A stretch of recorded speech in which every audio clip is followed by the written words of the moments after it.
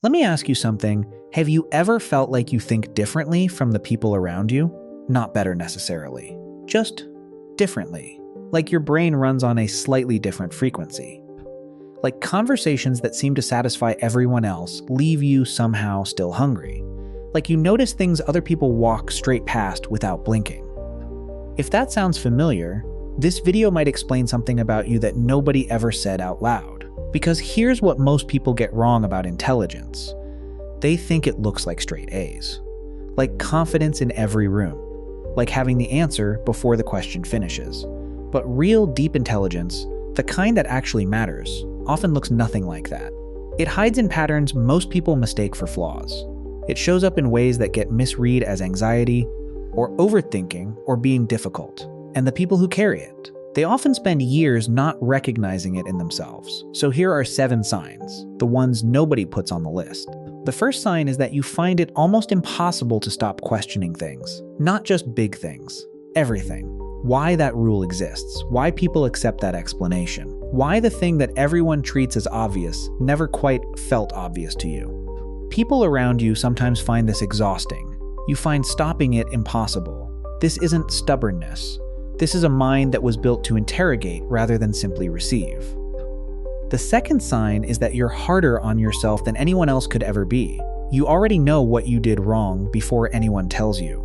You've already run the postmortem on the conversation, the decision, the missed opportunity, often before it's even finished happening.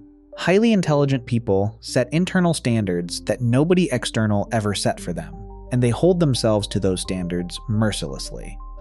What looks like self-criticism from the outside is actually a mind operating at a level that refuses to accept less than what it knows is possible. Drop a comment right now if you've spent more time criticizing yourself than anyone else ever has. The third sign is that you genuinely enjoy being alone, not because you dislike people, but because your inner world is rich enough that solitude doesn't feel like an absence, it feels like space.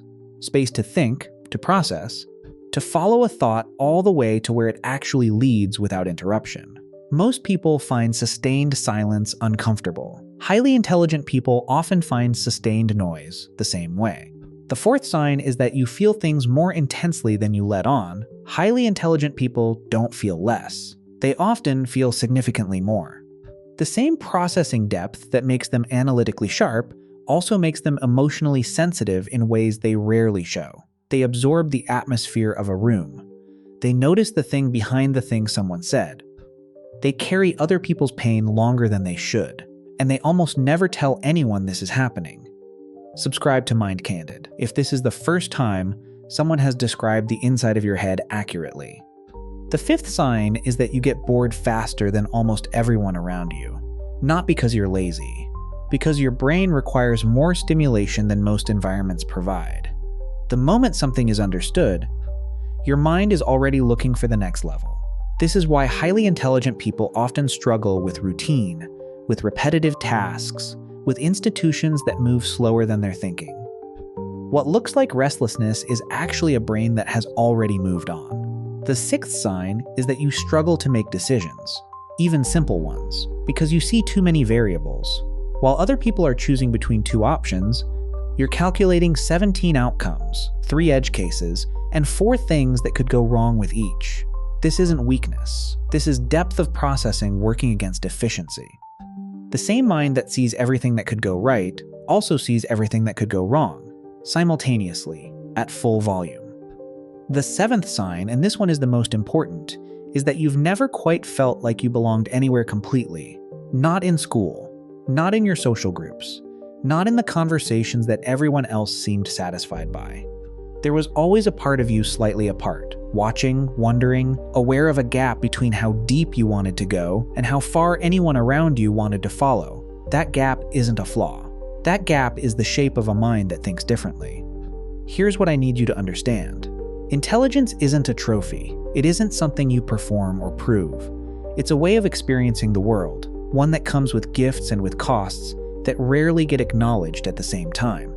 You are not too much. You are not broken. You are not difficult. You are someone whose mind works at a depth most people never have to navigate.